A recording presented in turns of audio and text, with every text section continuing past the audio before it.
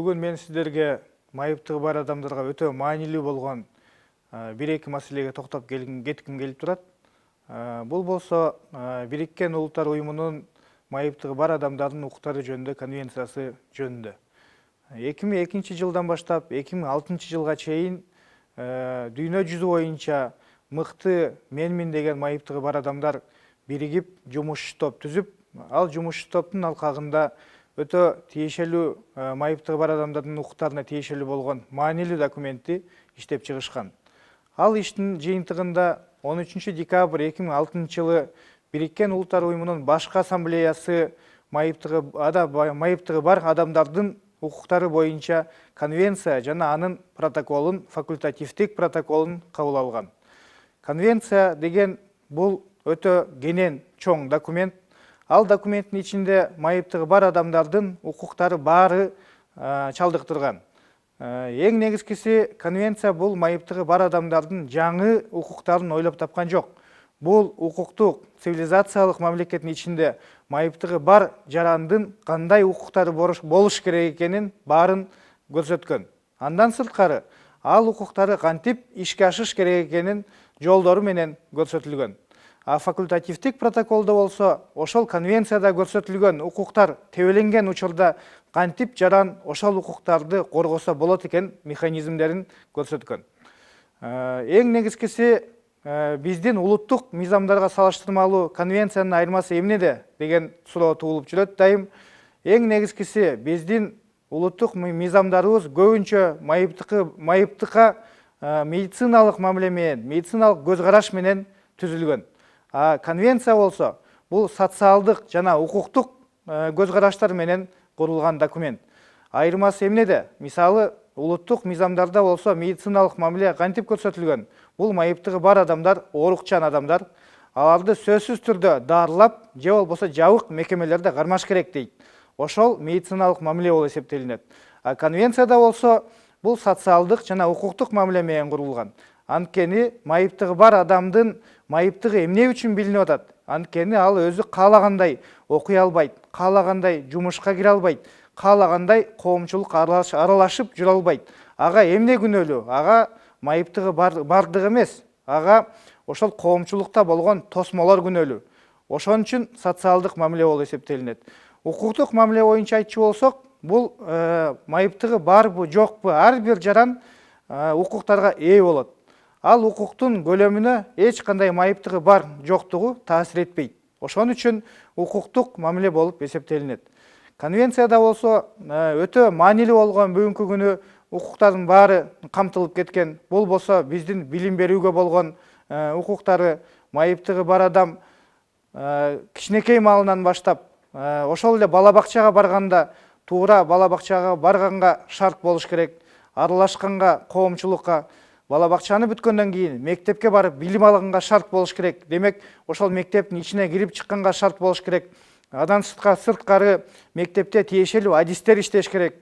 Андан сырткары атайы окуу программалар болуш керек майыптығы бар адамдарга. Ошентип инклюзиялык билим түзүлүш керек. Бүгүнкү күнү инклюзиялык билим дегенде бизде болсо атайын мектептерди же коррекциялык класстарды айтып келет. Бул инклюзиялык билим берүү эмес. Инклюзиялык билим берүү деген коомчулукка бардыгына бирдей мамиле кылып, жаран каалаган жерден майыптығы барбы, жокпу же башка кандай кемчиликтери бар, ошонусуна карабай, бардыгы менен бирдей билим алганга шарт түзүлгөндө гана инклюзиялык билим берүү болуп эсептелинет. Ошондой эле эмгек маселесин айтып кетчү болсок, майыптығы бар адамдар каалаган жакка барып, эмгектенип, өзүнүн адискөйлүгүнө, өзүнүн иш билгилигине, өзүнүн билимине таянып иштегенге шарт түзүлүш керек.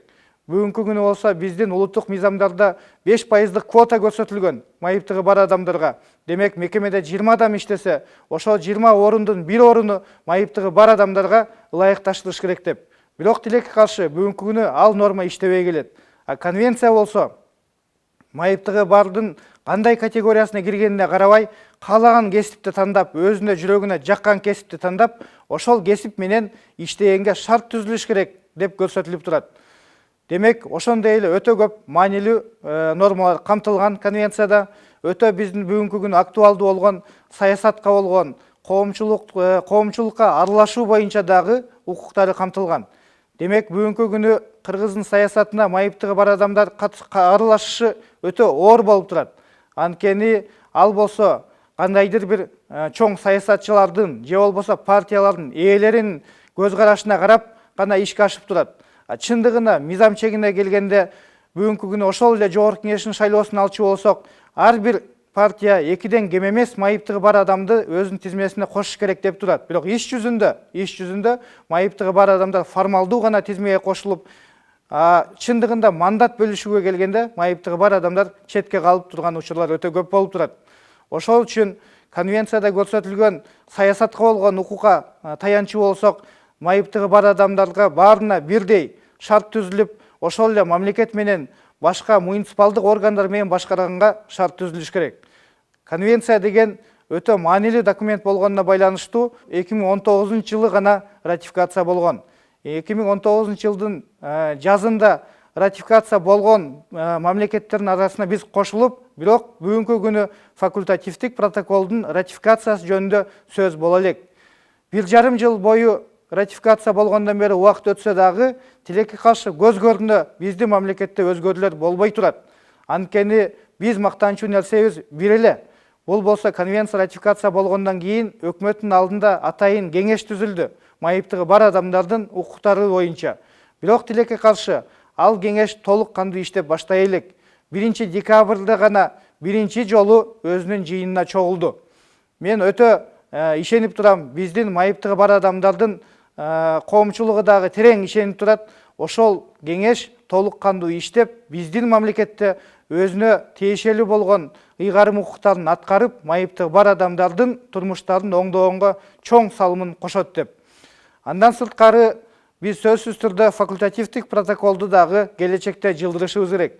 Анткени биздин майыптыгы бар адамдардын конвенцияда көрсөтүлгөн укуктары тебеленген учурда, сөз түрдө ошол тебеленген укуктарын ордуна келтириш үчүн механизм болуш керек. Ал механизм факультативдик протоколдо камтылып кеткен.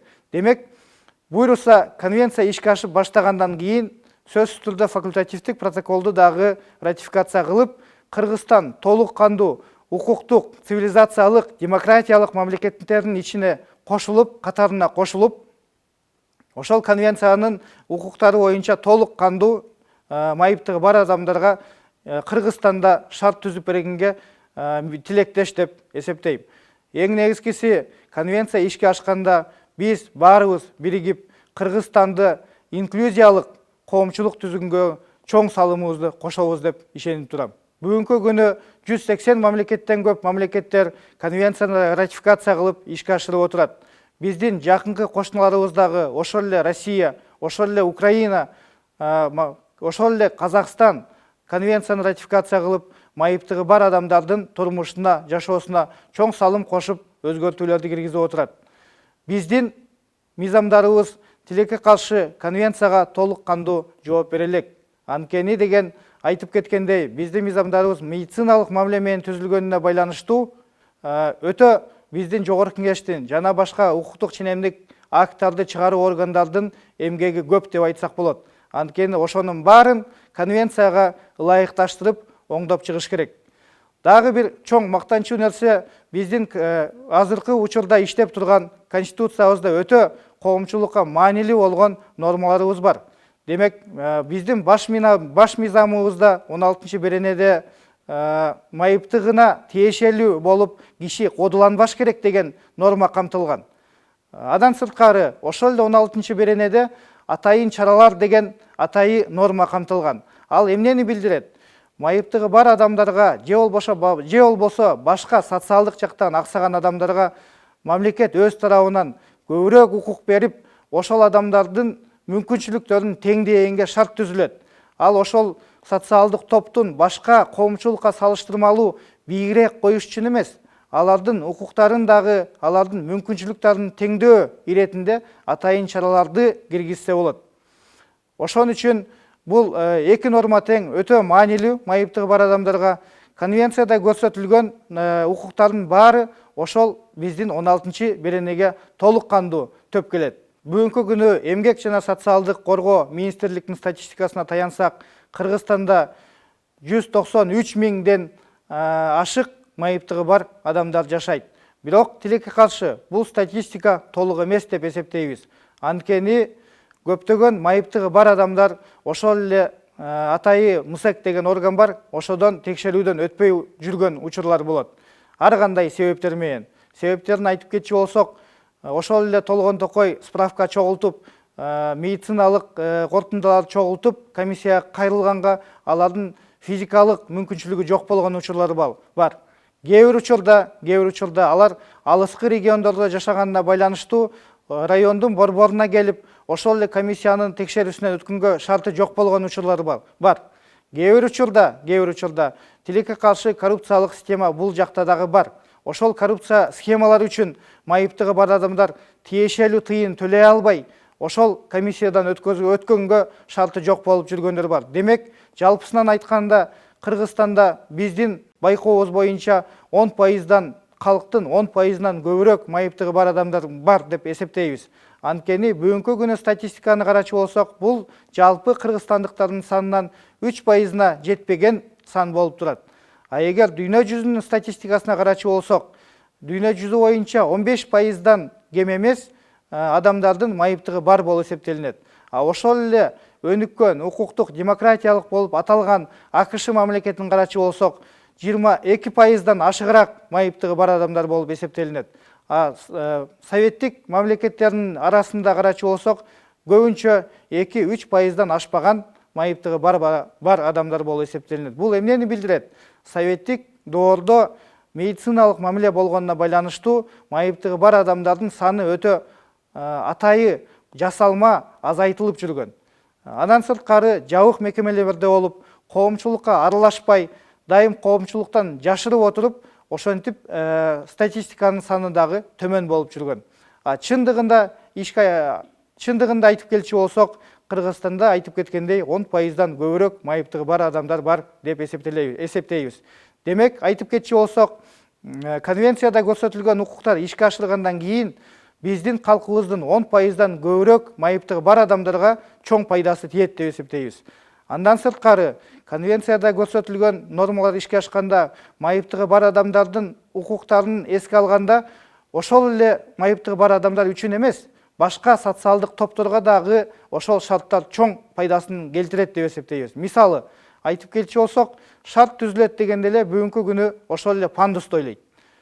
Пандус деген бул ар кандай мекемелерге кирип бараткан эшиктин оозунда түзүлгөн нерсе. Тепкич жок пандус менен киргенге. Ошол пандустар баардык мекемеде болсо, ал мекеменин ичинде деген ошол майыптыгы бар адам жүргөнгө шарт түзүлсө, демек ал шарт деген майыптыгы бар адамдар үчүн эле эмес, башка улгайган жарандарга дагы пайдасы тиет. Ал деген башка убактылуу ооруп калган, же бутун сындырып болгон, же балдак менен жүргөн башка жарандарга дагы пайдасы тиет. Ошол эле жаш апаларга, коляскасына баласын отургузуп түрткөн апаларга дагы чоң жардам болуп эсептелинмек. Бирок жеткиликтүү жөнүндө сөз болгондо, дайым эле биздин мамлекетте пандус жөнүндө айтып келебиз. Тилекке каршы бул толук маалымат эмес. Анткени жеткиликтүү мамлекет болуш үчүн баардык майыптыгы бар адамдар үчүн жеткиликтүү болуш керек. Демек, ошол эле айткан пандус болсо, бир эле коляскада жүргөн же балдак менен баскан майыптыгы бар адамдарга жеткиликтүү болуп эсептелиниши мүмкүн. Бирок андан сырткары дагы канча биздин жарандарыбыздын көздөрү көрбөгөн жарандарыбыз бар. Алар үчүн башка ыкмалар керек. Демек, атайы басканга жерде белгилер болуш керек. Демек, мекеменин ичине кирип баратканда атайы үн менен тиешелүү маалымат алыш керек. Же болбосо ошол эле брайль системасы менен атайы мекемелердин алдында маалымат болуш керек. Же көзү начар көргөндөрдүн эске алчу болсок, аларга чоң тамгалар менен, анан мондай көзгө уруна турган белгилер менен атайы белгилер болуш керек мекемелердин алдына кирип атканда. Андан сырткары кулагы укпаган жарандар үчүн дагы бүгүнкү күнү эч кандай шарттар түзүлбөй келет. Демек, ошол эле мисалы коомдук транспортду алчу болсок, алар автобуска түшүп атканда дагы, кайра чыгып атканда дагы эч кандай маалымат алганга мүмкүнчүлүгү жок. Анткени кандай аялдама экенин, кайсыл аялдамадан түшөт экенин алар жөнүндө аларга атайы экранда маалымат көрсөтүлбөйт. Дүйнө жүзүн алчу болсок, майыптыгы бар адамдарга, ошол угулагы укпаган майыптыгы бар адамдарга тиешелүү шарт маалымат жагынан дагы көрсөтүлүш керек.